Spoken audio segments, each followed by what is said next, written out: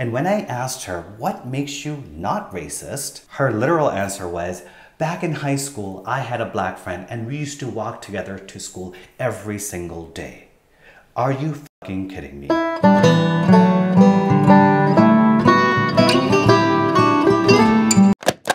Are Americans for the most part arrogant, clueless, and think that the world revolves around them?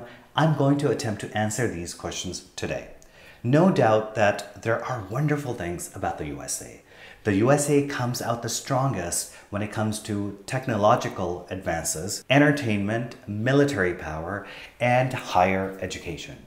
But like any country, there are issues, and the younger generation of Americans are recognizing the fact that perhaps we are not the best at everything. For example, our crazy political environment, dominated by two-party system since the 1850s, and the worst of it all, a huge population that is engrossed with the idea of religion, politics, and American white supremacy. I personally love the USA, but these crazy older orthodox religious bigots are not the true Americans, and unfortunately sometimes they overshadow the real citizens of the United States of America. So you know who you are if you're watching this and you feel like you fall into that category. My message to you today is just don't, because I know you're probably itching just about now to write a hate comment and tell me how un-American I am and that I should leave the USA. Why am I even here? Well, my message to you is just don't. Because the only thing you're actually doing by writing these hate comments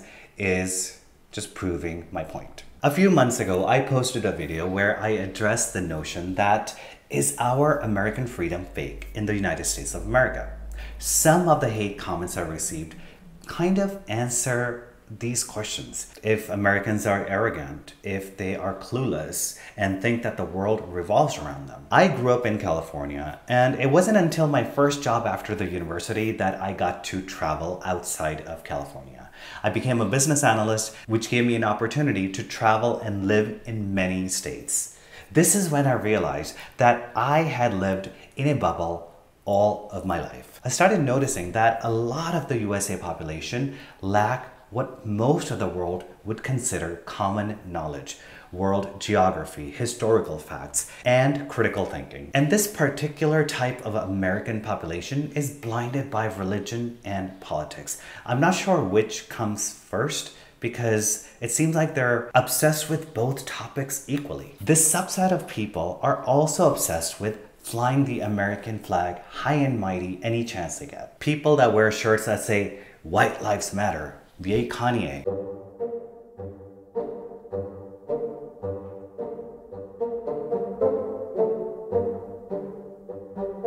And people that deny the existence of racism in the USA by denying the existence of the American white privilege. The people that will have a token black friend just to make themselves feel not racist. Just like one of the girls I knew who was a blatant racist in so many ways. And when I asked her, what makes you not racist? Her literal answer was, back in high school, I had a black friend and we used to walk together to school every single day. Are you fucking kidding me? And that's why we are no longer friends. In fact, we were actually never friends, but I have removed myself from being an acquaintance. So a while back, when I posted this video where I share my opinions on why I feel American freedom is fake, although I received a very positive response from a lot of my fellow Americans, there are a few which were deeply offended. And their responses is exactly what I saw when I traveled through the Bible Belt states, when I went to go work there. And so today I want to share with you some of those comments which I received on that video. And I personally think they are hilarious. So Dennis here says, "Stay in Germany. Why are you in California? Need American money?" This is such a typical response. The first sentence is so typical of these types of Americans. It's like you cannot criticize anything about the country or the culture or the food. Anything that you feel like can be fixed or made better, they jump on it immediately. They're, well, this is the way we do it. And if you don't like it, you can get the heck out of California. And then the next sentence to me, like, are you crazy?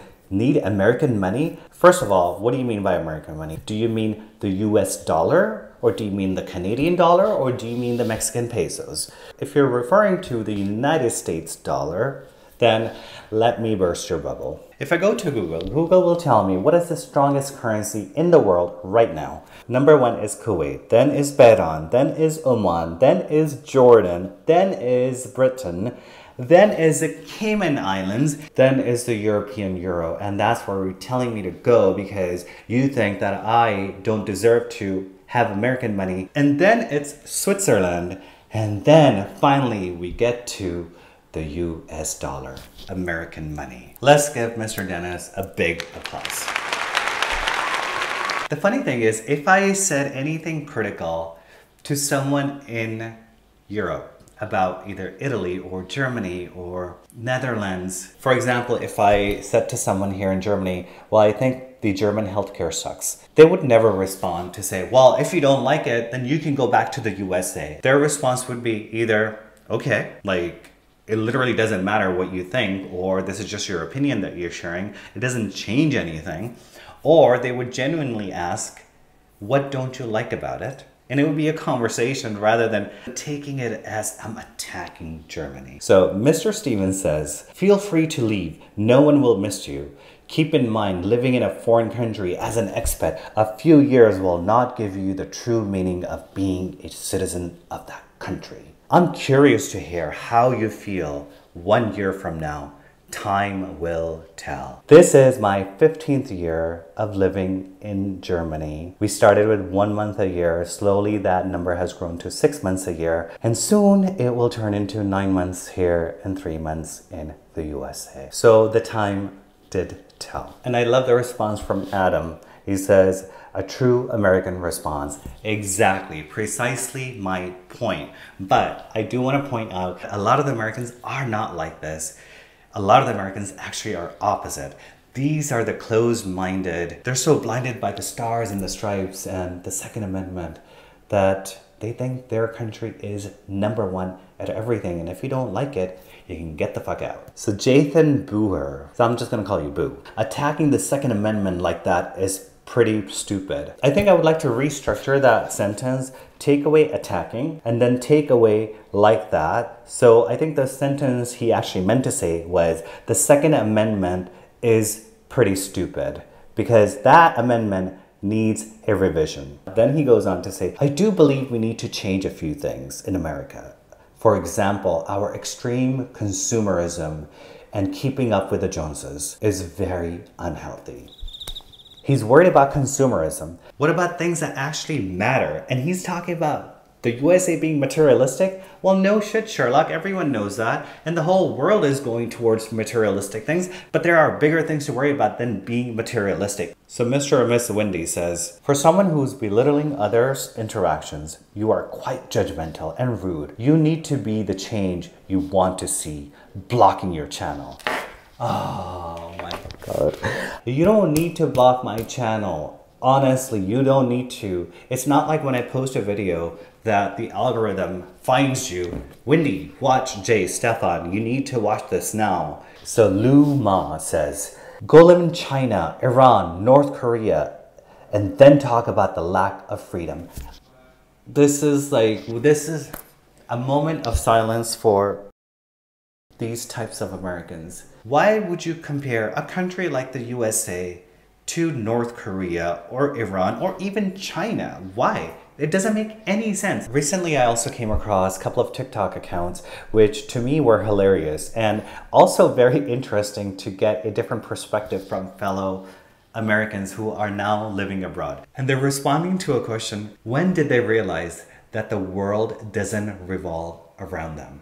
When I first moved to Spain and I started dating my partner, I was chatting with an acquaintance from back home, and I said, yeah, I'm dating for somebody from where I'm living. Their response was, please be careful because you never know if somebody might be using you for a green card. I was shocked. And the irony of the situation is that we ended up getting a civil partnership so that I would be able to stay here. But this is what I mean. A lot of Americans think that Everyone wants to be a US citizen. So being that I am a US immigrant living in Costa Rica, I hear stories all the time from Costa Ricans who like work for call centers, and they tell me the most horrendous stories, which it doesn't surprise me that we people from the US have the audacity.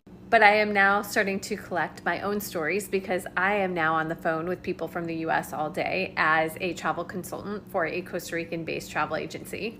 And one of my very first clients that I ever got on the phone said to me, who happened to be from the great state of Texas, "Now listen, darling, I don't like foreigners much.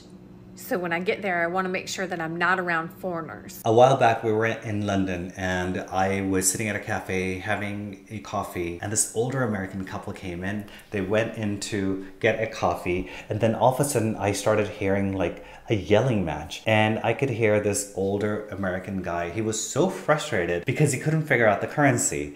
And he literally said in front of everyone, yelling and screaming, "I don't understand your money." And he threw the change on the counter for the barista or the cashier to go through and select whatever. I went up to the counter and I went through his change, and he was looking at me like, "Who the fuck are you?" And I handed it to the girl and I said, "I'm so sorry that you had to experience this." And I didn't feel embarrassed because I have such a disconnect to these types of people, but I felt immense disappointment that people like this travel outside of the USA and expecting everyone to cater to their lack of knowledge. And then there's this other Instagram accounts where they ask Americans which have moved outside of the USA, why would they never go back to the USA? If you're an American living abroad, please tell me why you would never go back. I no longer have to budget for my health. When something's wrong with my body or I have a concern, I don't have to wait until I can afford it. I just go get it checked immediately. When the doctor says, "Hey, I'd like you to have these tests done," or "Hey, I would like you to go see this specialist,"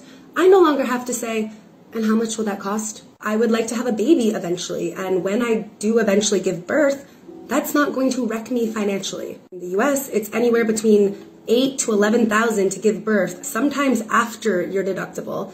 I mean, they're charging people to hold their own babies. Get out of here. She's absolutely right, because even with the best healthcare in the USA, you end up paying so much out of pocket, it's ridiculous. In France, we do not live to work, we work to live. It is encouraged to take your vacation time. In fact, in the month of August, almost the whole country just fucks off to the south of France. Like, you will send an email to someone and your response will be, "Hey, out of office until September 1st, enjoy your summer." Food is actual food and it's not filled with garbage, and as a result, there's not really an obesity pandemic here. There aren't really guns here, and we don't have school shootings or gang shootings. I love being surrounded by people who are different than me. I'm learning new perspectives every single day. And I love that she's talking about diversity, because I feel the same way. A lot of the world feels that the USA is very diverse, but my experience has been different. When I came to Germany and when I traveled through Europe, I felt there was so much more diversity here than I've experienced growing up in the USA. Because here you just have people from all over the world, you hear different languages, and you see people of all sorts of different skin tones. And that's one of the videos that I did recently where I talked about I am not brown, because in the USA, people will categorize you day in and day out based on your skin tone. You get color coded all of the time. And I haven't seen that in any other country or any of the European countries. Plus, I can fly to other countries so easily and affordably, which is awesome. I couldn't do that in the US. I just love it here. I'm not going back. And I talk about this all the time with Stefan as well, and with our friends, that I love being in Germany, being able to fly or drive anywhere. We get in the car, literally, we'll go to Italy, we go through Austria, we go through Liechtenstein, we go through Switzerland, and it's insane to me that within 5 hours we're in 5 different countries. This goes without saying, and I'm sure many other foreigners or Americans especially have said the same thing, but safety. Both as a woman, as a parent, and as someone who has lots and lots of friends, and those friends have also children who are considered minorities. I don't fear for my life, I don't fear for my children's lives, and I don't fear for my friends and their children's lives. A lot of Americans feel this way. A lot of my family that's living in the USA feel this way. One of my sisters has already moved to Germany. We have another set of friends, they want to move to Europe somewhere because they fear for the future of their children. So that is what I have for you guys today. I hope this was enlightening to some people. I do have faith and hope in the younger generation of Americans because they are more open-minded, they are critical thinkers, they identify more as global citizens than American citizens. Thank you guys so much for watching, and I will see you in the next video.